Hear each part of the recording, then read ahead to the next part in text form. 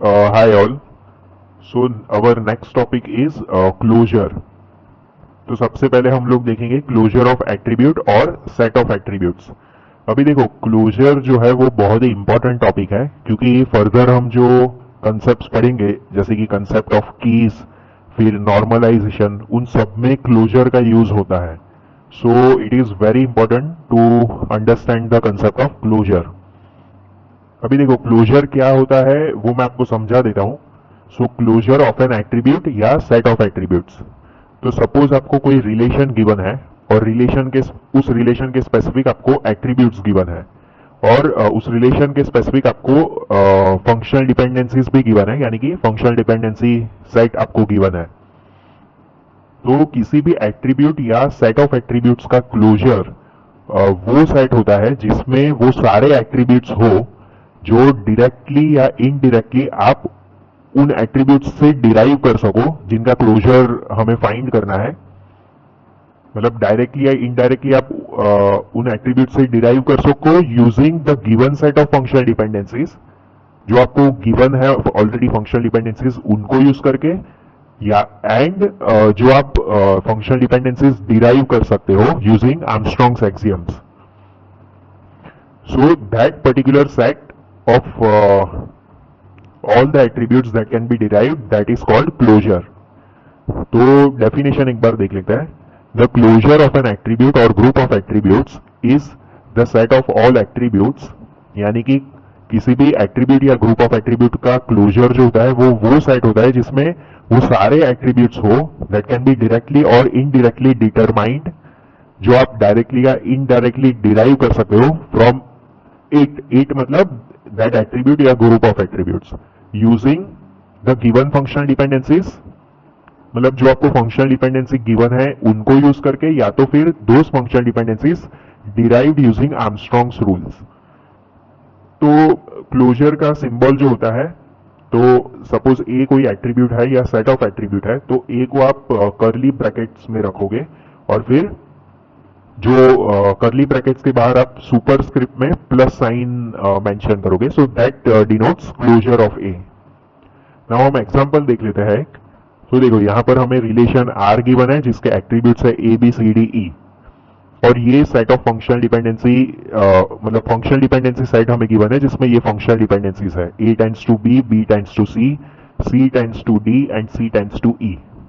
अभी हम ए एट्रीब्यूट को कंसीडरेशन में रखते हैं। सो ए का अगर हमें क्लोजर फाइंड करना है, so the symbol will be मतलब ए को हम कर्ली ब्रेसेस में रख के आउटसाइड में सुपरस्क्रिप्ट में प्लस साइन से डिनोट करेंगे। तो देखो ए के क्लोजर में वो सारे हम एट्रीब्यूट्स मेंशन करेंगे जो हम ए से डिराइव कर सकते हैं डायरेक्टली या indirectly using this given functional dependencies और एनी फंक्शनल डिपेंडेंसी, मतलब और वो भी फंक्शनल डिपेंडेंसीज हमको कंसीडरेशन में रखने हैं जो हम आर्मस्ट्रॉन्ग्स एक्सियम से डिराइव कर सकते हैं। तो देखो ए जो है, ए के क्लोजर में सबसे पहले ए तो रहेगा ही, क्योंकि आप रिफ्लेक्सिव रूल अगर देख लो, सो एनी एट्रीब्यूट डिराइव्स या डिटरमाइंस इटसेल्फ, ये तो हमेशा होल्ड करेगा ही करेगा। So that functional dependency always holds, because दो तरीके से देख सकते हो। एक तो रिफ्लेक्सिव रूल है A tends to A because RHS is a subset of LHS, और हमने आर्मस्ट्रॉन्ग्स एक्सियम में लास्ट जो रूल पढ़ा था that was self determination rule. So any attribute determines itself, ये तो हमेशा ट्रू ही रहेगा। मतलब एनी एट्रीब्यूट और group of attributes they determine themselves, और उनके सबसेट को भी डिटरमाइन कर सकते हैं। So that always holds. So that's why A के क्लोजर में ए तो रहेगा ही। अब फंक्शनल डिपेंडेंसी में अगर देखें हम, तो ए डिराइव्स बी, तो हम बी को भी प्लेस करेंगे क्लोजर साइड में। Now see next functional dependency हमें गिवन है बी डिराइव्स सी। तो ये दो जो ए डिराइव्स बी है and B derives C, so by using transitive rule हम डायरेक्टली एक डिपेंडेंसी क्रिएट कर सकते हैं, ए डिराइव्स सी। तो ए सी को भी डिराइव कर रहा है, तो सी को भी हमने क्लोजर में रखा है। फिर आप देख सकते हो सी डिराइव्स डी फंक्शनल डिपेंडेंसी है, तो अगेन ए डिराइव सी तो हमने निकाला ही था, नाउ सी डिराइव्स डी है। सो बाय ट्रांजिटिविटी रूल अगेन ए डिराइव्स डी, सो डी को भी हमने प्लेस किया। then C is also deriving E, so again using transitivity rule A derives E, so E को भी हमने क्लोजर में मेंशन किया, so this is the closure of attribute A. Now B का अगर क्लोजर हम देखें तो B के क्लोजर में B तो रहेगा ही, then B is deriving C, so C को भी हम प्लेस करेंगे.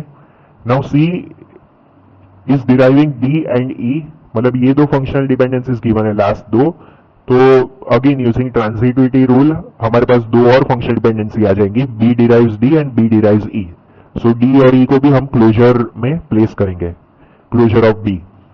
नाउ C का क्लोजर अगर हमें फाइंड करना है तो C के क्लोजर में C तो रहेगा ही और D और E भी रहेंगे, because C is deriving D and C is deriving E.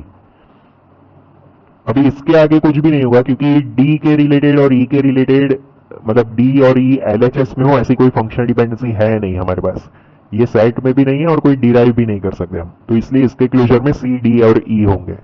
Now D के क्लोजर, D एट्रीब्यूट का क्लोजर अगर हमको निकालना है तो देखो जो भी गिवन फंक्शनल डिपेंडेंसीज है तो उसके LHS में आप कहीं पर भी D देख ही नहीं रहे हो, तो आप D से कुछ डिराइव कर ही नहीं सकते, लेकिन D इटसेल्फ को तो डिराइव करेगा ही, मतलब D को तो डिराइव करेगा ही, तो उसके क्लोजर में सिर्फ D है.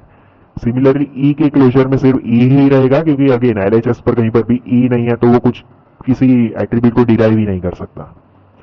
अभी देखो अभी तक हमने सिंगल एट्रीब्यूट का क्लोजर निकाल कर दिखा, लेकिन हमारे पास कॉम्बिनेशन ऑफ एट्रीब्यूट या ग्रुप ऑफ एट्रीब्यूट का भी हम क्लोजर निकाल सकते हैं. जैसे कि BC का अगर क्लोजर हमें निकालना हो तो देखो हमें इसमें इसके क्लोजर में वो सारे एट्रीब्यूट्स मेंशन करना है जो आप इंडिविजुअली B से डिराइव कर सकते हो, फिर इंडिविजुअली C से डिराइव कर सकते हो और उसके साथ साथ B और C को एक साथ लेकर डिराइव कर सकते हो, वो सारे एट्रीब्यूट्स मेंशन करने होते हैं. तो BC का अगर हम देखें तो देखो B का क्लोजर तो हमने निकाला ही है, मतलब B से जितने भी एट्रीब्यूट्स डिराइव कर रहे हैं तो हम देख सकते हैं BC DE हमें मिला था क्लोजर, तो ये BC के क्लोजर में हम वो सारे एट्रीब्यूट्स रख देंगे. फिर C के क्लोजर में आप देख लो तो C से हमने CDE डिराइव किया था, CDE तो ऑलरेडी है तो लिखने की जरूरत नहीं है अगेन. नाउ देखो यहाँ पर कोई फंक्शनल डिपेंडेंसी है नहीं जिसके LHS में BC हो और उससे कुछ अलग से कुछ डिराइव हो रहा हो, तो एज ऑफ नाउ तो BCD ही रहेंगे BC के क्लोजर में. लेकिन इनकेस अगर यहाँ पर कोई फंक्शनल डिपेंडेंसी होती कि BC टेंड्स टू समथिंग, तो वो पर्टिकुलर RHS भी हम यहाँ पर मेंशन कर देते क्लोजर में.